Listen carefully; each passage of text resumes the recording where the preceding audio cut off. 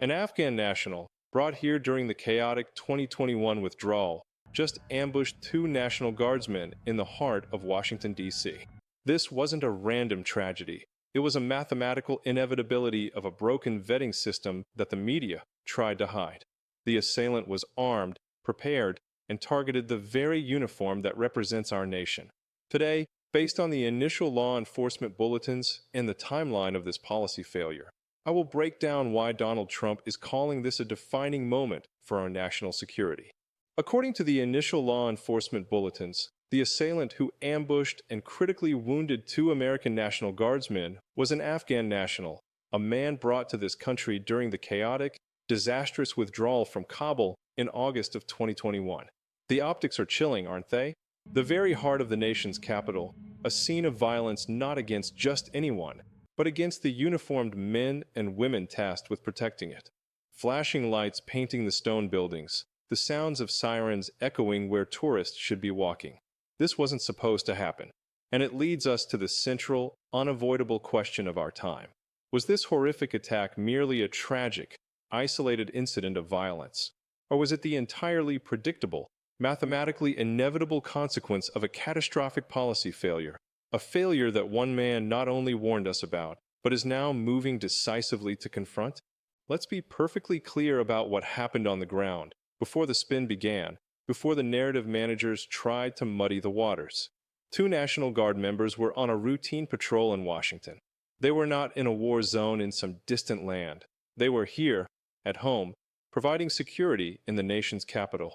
By all preliminary accounts from law enforcement sources, this was not a random encounter. This was a planned ambush. The attacker, armed and prepared, targeted them specifically because of the uniform they wore, a uniform that represents the authority and the very identity of the United States.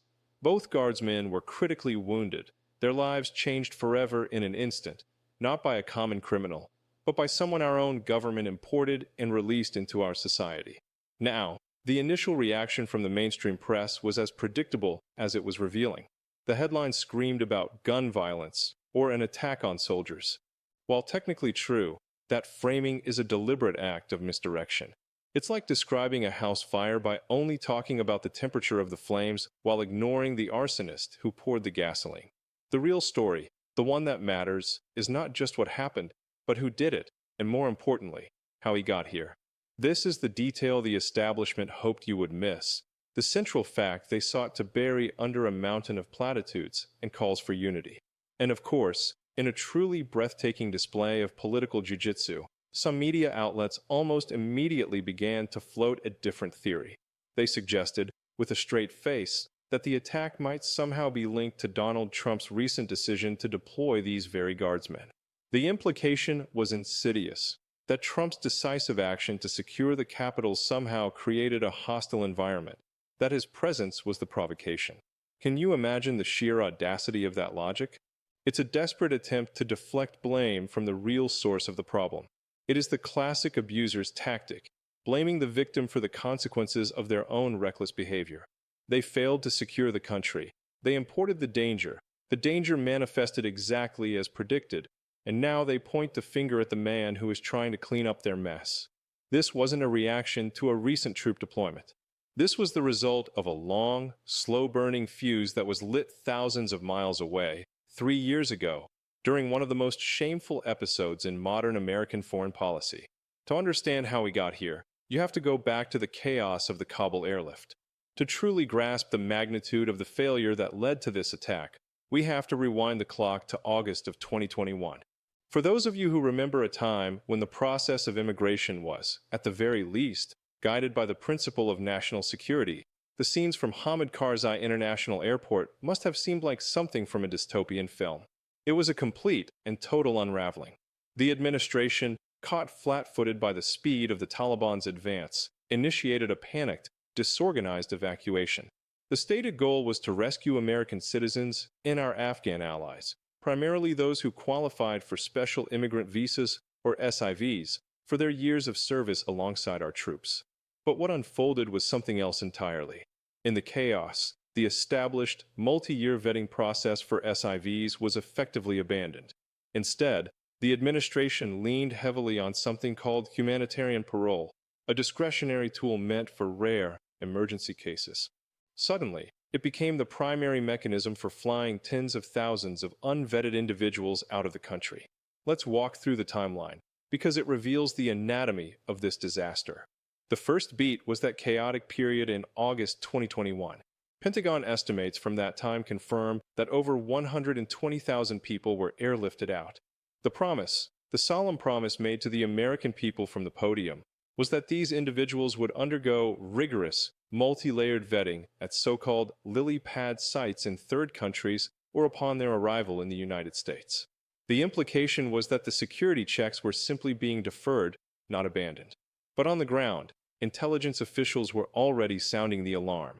They warned that the lack of reliable databases and the sheer volume of people made effective screening impossible. They were evacuating first and asking questions later, if at all. This was the original sin. The moment the gate was thrown open not out of strategic necessity, but out of political panic to change the television images from a humiliating retreat to a humanitarian triumph. The second beat of this timeline stretched from 2022 into 2023. This was the long, quiet period where these tens of thousands of Afghan parolees were processed within the United States.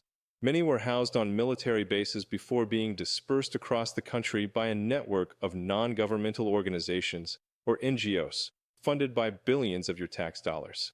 They existed in a kind of legal limbo, neither refugees nor immigrants, simply parolees. The promised rigorous vetting was supposed to be happening during this time. But according to subsequent Inspector General reports, the agencies tasked with this job, the Department of Homeland Security, the FBI, were completely overwhelmed. They were trying to build the plane while it was flying, attempting to vet people who were already living in American towns and cities, often with little more than the person's own word to go on.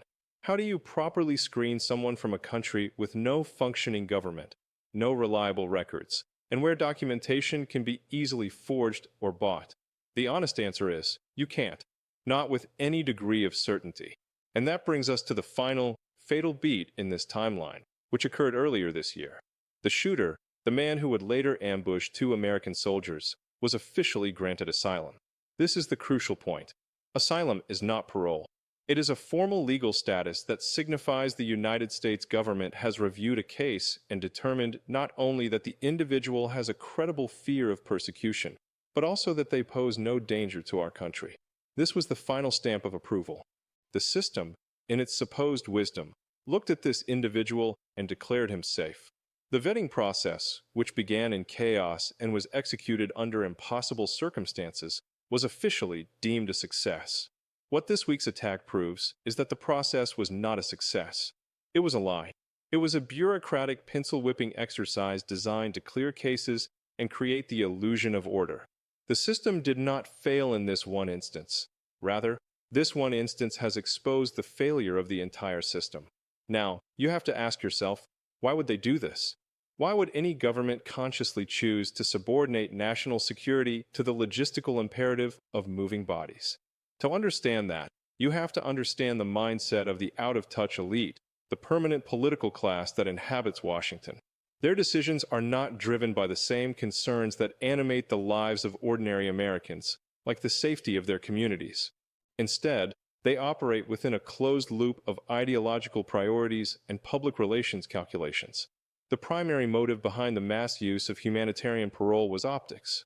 The withdrawal from Afghanistan was an unmitigated disaster, a stain on American credibility. The administration desperately needed a new narrative. They found it in the humanitarian crisis. By framing the evacuation as one of the largest airlifts in history, they could pivot the story from one of strategic failure to one of compassionate rescue. Every plane packed with Afghans was a prop in a political theater production designed to make the administration look noble and competent. The mechanics of this power play relied on exploiting a loophole. The standard refugee process, established after the lessons learned from past security failures, is deliberately slow and methodical. It involves multiple interviews, biometric checks, and cross-referencing with intelligence databases over a period of years. Humanitarian parole was the ultimate shortcut. It allowed the administration to bypass this entire framework under the guise of an emergency. The beneficiaries of this decision were numerous, and none of them were the American people. First, the administration itself benefited by changing the headlines. Second, the vast ecosystem of NGOs and resettlement agencies received a massive windfall. According to federal spending databases, these groups were awarded billions in government contracts to provide housing, food, and services for the new arrivals. They have a vested financial interest in maximizing the number of people they can bring in, with security being a secondary, if not tertiary, concern.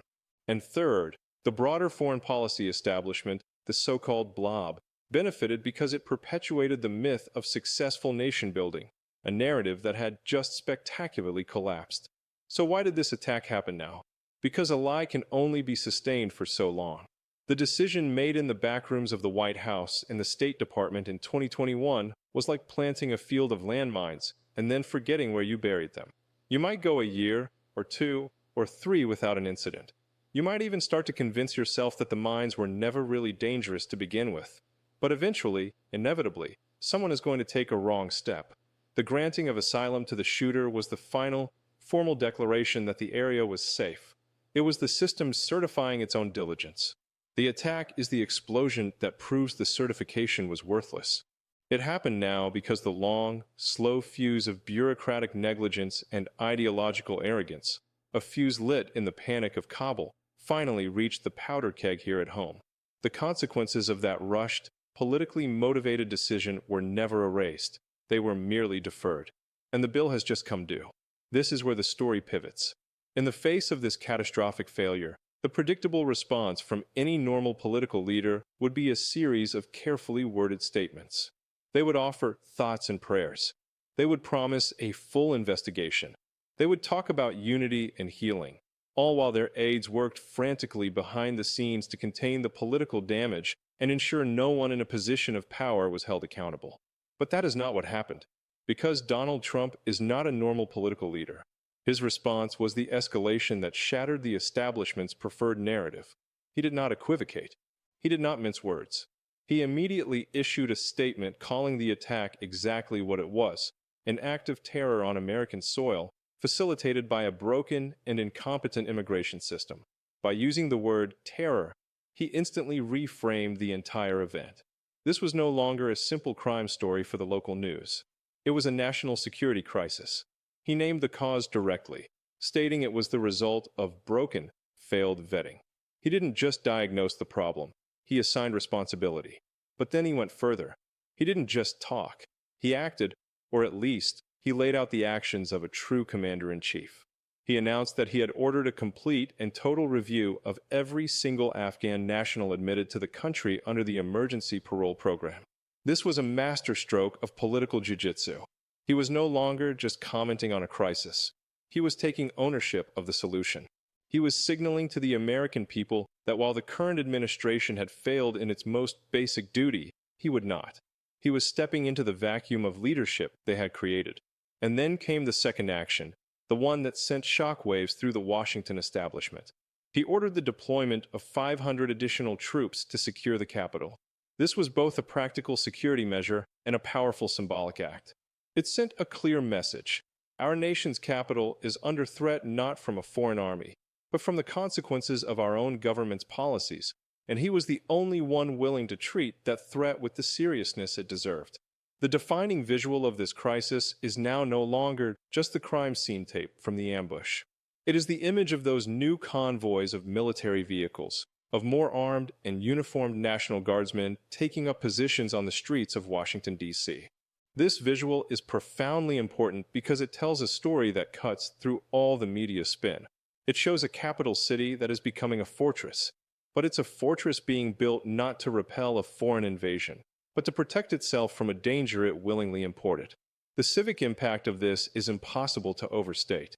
The plain language truth that every American can now see is this: your government, led by people who lecture you endlessly about your supposed moral obligations, made a decision that prioritized political optics over your safety. They opened the gates, they failed to check who was coming through, and now the price is being paid.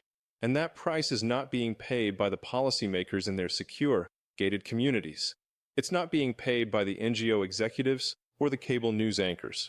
It is being paid, as it always is, by the men and women in uniform, the very people who swear an oath to protect and defend this country, who are now being forced to defend it from a threat that was created by their own leaders.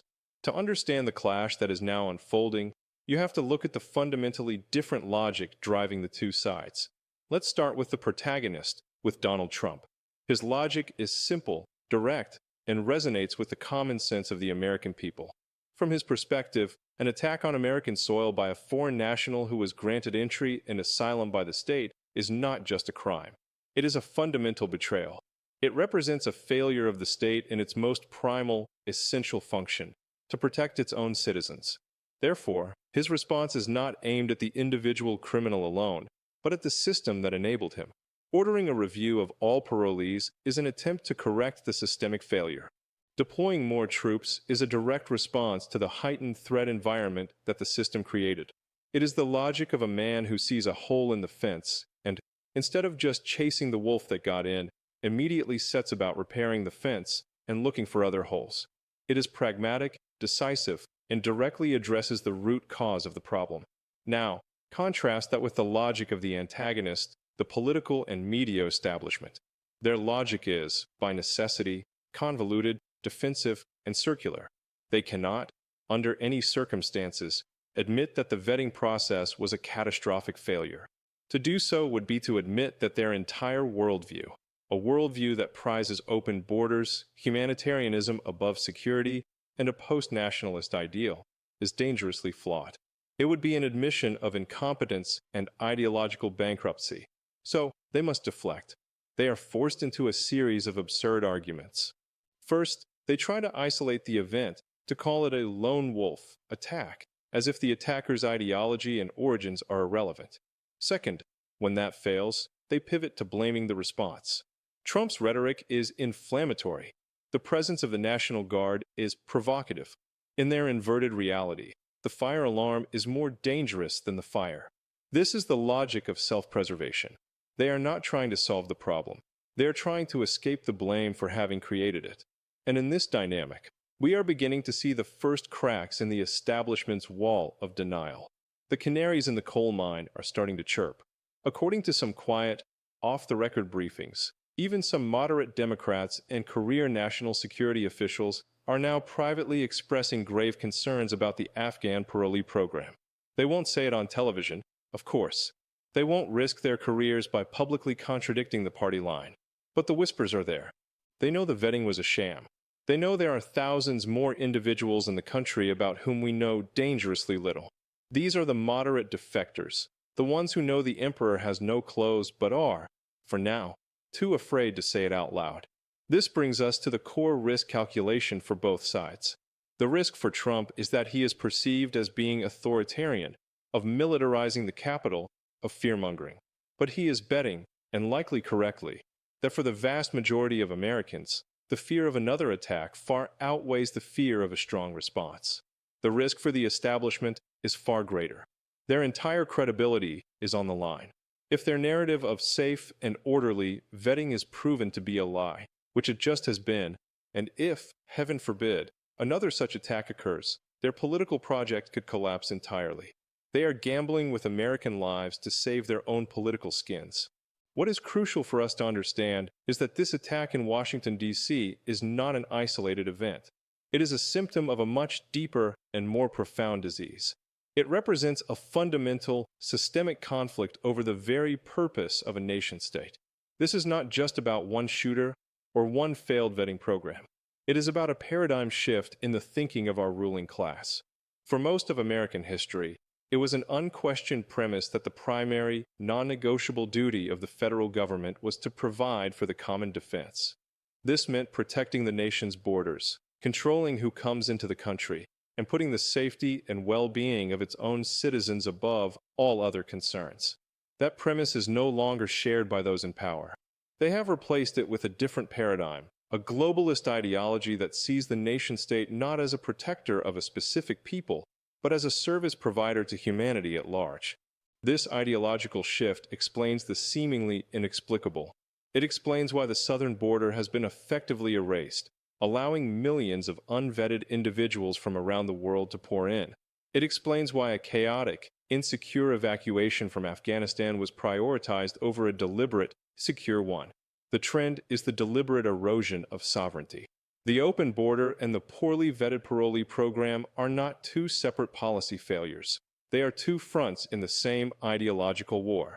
Both are driven by the belief that America has no right to prioritize its own security, that our borders are an injustice, and that our primary role is to solve the problems of the world, even if it means importing those problems directly into our own communities. The rising tide of assaults on law enforcement, the general sense of disorder in our cities, these are not random social phenomena. They are the direct and predictable consequences of a ruling class that has abandoned its duty to maintain order and defend the nation. Let us pause here and reflect for a moment. This is a point that needs to be absorbed, especially by those of us who remember a different America. For those of you who lived through times when our leaders, regardless of party, at least paid lip service to the idea of national security, this current moment must feel like a profound betrayal. When did it become a controversial, right-wing talking point to say that a country must have borders? When did it become xenophobic to suggest that we should thoroughly vet every single person we allow to come and live among us? When did the common sense of your grandparents, the simple understanding that you don't hand the keys to your house to a stranger without asking who they are, become a radical idea? The attack on these two guardsmen is the brutal, physical manifestation of this elite ideology. It is what happens when abstract theories cooked up in university faculty lounges and foundation boardrooms are implemented as national policy. The consequences are not abstract. They are real, they are bloody, and they are borne by the very people the elites claim to represent but secretly despise. So as this story continues to unfold, let us be clear about what we have witnessed. We have seen the lie of rigorous vetting, a promise made in the heat of a humiliating retreat from Afghanistan, exposed in the most violent way imaginable. We have seen a predictable threat imported by our own government, manifest on the streets of our capital. We have seen the political and media class immediately pivot to damage control, attempting to obscure the cause, deflect the blame, and even implicate the man who is trying to restore order. And in response, we have seen a singular act of leadership. We have seen Donald Trump refuse to play their game, call the attack what it was, and lay out a clear, decisive plan to address the systemic failure that made it possible. He didn't just offer condolences, he offered a solution. What this entire episode reveals is the fundamental choice facing this country, a choice that is now clearer than ever before. This is a story about two completely irreconcilable visions of America. On one side, there is the vision of America as a sovereign nation, a fortress of strength and prosperity whose leaders understand that their first and most sacred duty is to their own citizens. In this vision, borders are real, laws are enforced, and immigration is a carefully managed process designed to benefit the country, not to absolve the guilt of a globalist elite. It is a vision built on prudence, common sense, and an unapologetic defense of the national interest. It is the vision that built this country. On the other side is a very different vision. It is the vision of America as a boundless idea, a nation defined not by its people or its culture, but by its willingness to serve as a global charity ward. In this vision, borders are immoral, vetting is discriminatory, and the very concept of national identity is a relic of a darker past. It is a vision driven by a toxic cocktail of post-national ideology, corporate greed for cheap labor, and a deep-seated contempt for the traditional American way of life. The advocates for this vision control our institutions, our media, and our current government.